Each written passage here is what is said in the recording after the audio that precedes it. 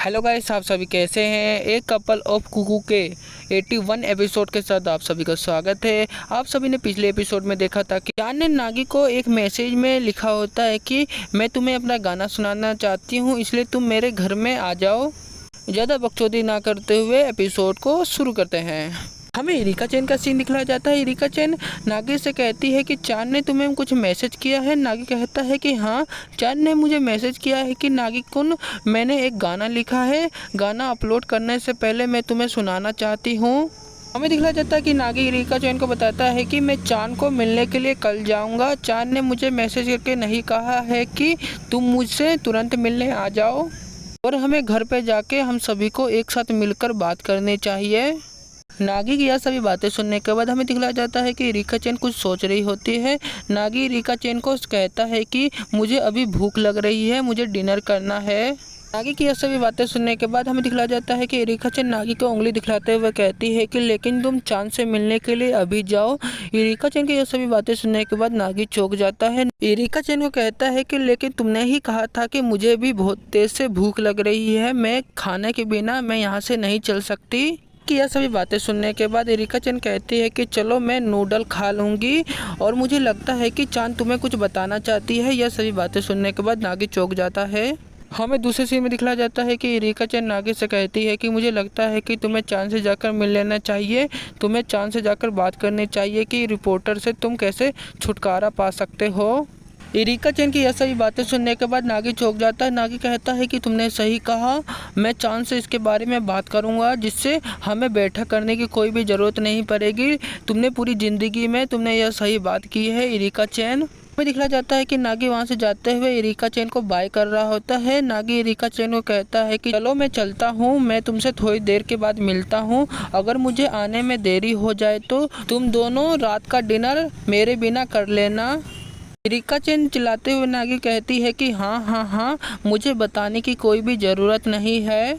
उसके बाद हमें इरिका चैन का सीन दिखलाया जाता है। इरिका चैन ये सभी बातें कहने के बाद बहुत ही ज़्यादा शर्मा रही होती है। नागी चांद के घर की तरफ जा रहा होता है। नागी अपने घर की तरफ से जैसे ही गुजरता है, नागी किसी चीज़ को देखकर चौंक जाता है। नागी जैसे ही अपने घर के आसपास देखता है, वहाँ पे बहुत सारे लोग जमा हुए होते हैं। नागी कहता है कि मुझे लगता है कि मेरा घर बहुत ही ज़्यादा मशहूर हो चुका है। हमें दिखलाया जाता है कि न्यूज़ रिपोर्टर बता रही होती है कि देखो, यह ए चांद के बचपन का पड़ोसी का घर है। हमें दिखलाया जाता है कि न्यूज़ रिपोर्टर बताती है कि चलो हम घर के अंदर जाके इसके बारे में बात करते हैं। हमें नागी के पापा का सीन दिखलाया जाता है। नागी के पापा कहते हैं कि मुझे लगता है कि यहाँ पर मीडिया आ गई है, और मुझे लगता है कि मीडिया के आने के कारण मेरा दुकान बहुत ही तेज़ी से विकसित हो जाएगा।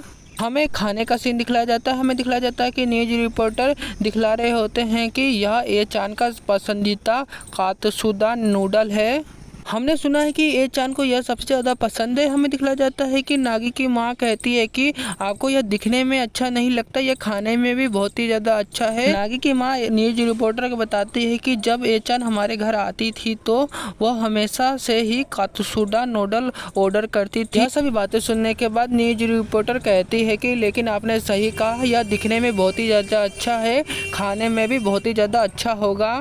हमें दिखलाया जाता है कि नागी के पापा न्यूज़ रिपोर्टर को बताते हैं कि अगर आपको यह खाना अच्छा लगा तो हमारे रेस्टोरेंट में ज़रूर आइएगा।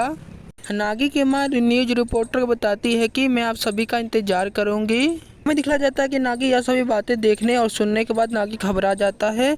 नागी कहता है कि मेरे बातों को न्यूज़ रिपोर्टर में फैलाया जा रहा है, न्यूज़ रिपोर्टर मेरे घर पर भी आ गए हैं। हमें दिखलाया जाता है कि नागी दूसरे रास्ते से जाते हुए कहता है कि मैं अपने घर की तरफ से ए चांद के घर की तरफ नहीं जा सकता, मुझे एक अलग रास्ता ढूंढना होगा। हमें दिखलाया जाता है कि नागी किसी चीज़ को हटाते हुए कहता है कि यह अभी भी यहाँ पर है। हमें दिखलाया जाता है कि नागी वहाँ से बैठकर अंदर की तरफ जा रहा होता है। नागी कहता है कि हमने बचपन में यह सीक्रेट दरवाज़ा बनाया था ए चांद के घर के अंदर। नागी कहता है कि मैंने कढ़ाई से इस दरवाजे को तोड़ दिया था। हमें दिखलाया जाता है कि नागी चांद के घर के अंदर आ जाता है। नागी ए चांद को घर को देखते हुए कहता है कि यह घर अभी तक नहीं बदला। नागी जैसे ही घर के अंदर घुसता है, वहाँ पर कोई आंटी खड़ी होती है।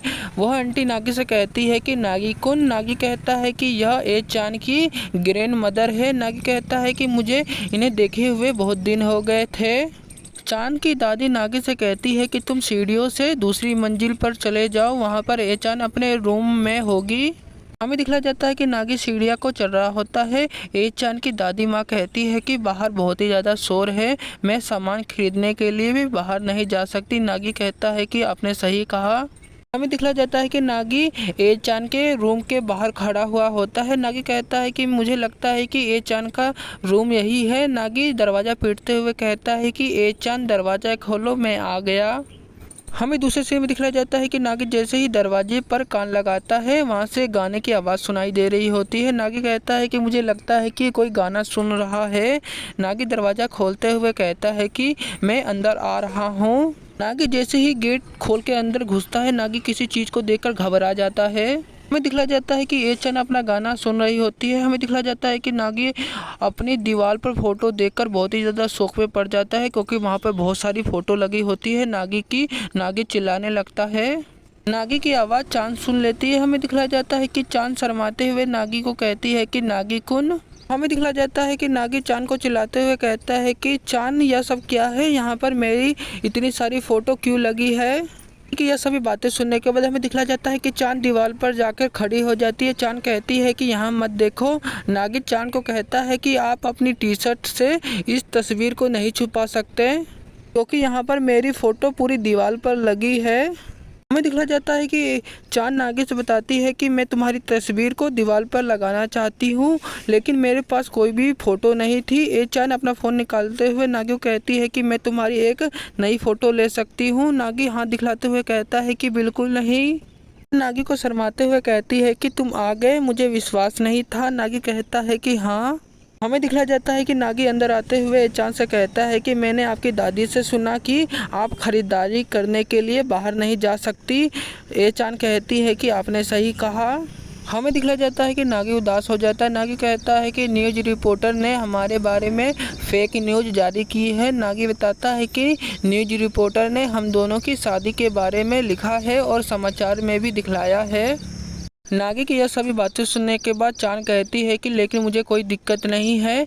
नागी ए चांद को कहता है कि आपको सेलिब्रिटी होने के कारण आप खरीदारी करने के लिए बाहर नहीं जा सकती। ए चांद कहती है कि लेकिन आपने सही कहा। देखा जाता है कि नागी बड़े गुस्से में कहता है कि जिसने यह गलत रिपोर्ट मेरे बारे में फैलाई है, मैं उसे कभी भी माफ़ नहीं करूँगा। कि यह सभी बातें सुनने के बाद ए चांद कहती है कि मुझे पता है कि हमारे बारे में यह न्यूज़ किसने फैलाई है। यह सभी बातें सुनने के बाद नागी खुश हो जाता है। नागी कहता है कि मुझे बताओ। ए चांद कहती है कि मैंने। यह सभी बातें सुनने के बाद नागी चौंक जाता है। हमें दिखलाया जाता है कि नागी कहता है कि हूँ। हमें दिखलाया जाता है कि ए चांद शर्मा रही होती है। ए चांद की यह सभी बातें सुनने के बाद नागी बहुत ही ज़्यादा परेशान हो जाता है। नागी ए चांद से कहता है कि लेकिन आपने ऐसा क्यों किया? चांद नागी से कहती है कि आपको अभी भी याद नहीं आया। यह सभी बातें सुनने के बाद नागी चौंक जाता है। चांद नागी से कहती है कि जब हम छोटे थे, जब हम प्राथमिक विद्यालय में पढ़ते थे, हमें ए चांद की बचपन की कहानी दिखलाई जाती है। हमें दिखलाया जाता है कि ए चांद किसी चीज़ को देखकर चौंक जाती है। हमें दिखलाया जाता है कि ए चांद के पीछे 3 लड़के होते हैं। वह तीनों लड़के बात कर रहे होते हैं कि अरे यार उधर देखो, वो उस लड़की का कोई भी दोस्त नहीं है। लड़के कहते हैं कि मुझे लगता है कि वो लड़की बात नहीं कर सकती। हमें दिखलाया जाता है कि यह सभी बातें सुनने के बाद ए चांद बहुत ही ज़्यादा परेशान हो जाती है। हमें दिखलाया जाता है कि ए चांद बताती है कि जब मैं छोटी थी तो मुझे सभी परेशान किया करते थे। मुझे अपनी बात कहने में बहुत ही ज़्यादा परेशानी होती थी और मेरा क्लास में कोई भी दोस्त नहीं था। ऐसा नहीं कि मैं क्लास में किसी से बात नहीं कर सकती, लेकिन मैं बात नहीं करना चाहती थी। क्योंकि मैं क्लास में इसलिए बात नहीं करना चाहती थी क्योंकि मैं कुछ कर रही थी। जब मैं स्कूल से अपनी घर की तरफ जाती थी तो मैं रास्ते पर एक ट्रेन बाउंड ईस्ट पर गाना गाते हुए जाती थी। दिखा जाता है कि ए चांद गाना गाते हुए कहती है कि एक शानदार शहर में तुम्हारे लिए मेरे पास कुछ है, मैं खोजूंगी, मैं खोजूंगी। हमें दिखला जाता है कि नागी ए चांद के गाने को सुन रहा होता है। ए चांद गाना गाते हुए मैं तुम्हें खोजूंगी जैसे ही अपना सर पलटती है, वह नागी को देख लेती है। नागी को देखने के बाद बहुत ही ज़्यादा शर्मा जाती है ए चांद।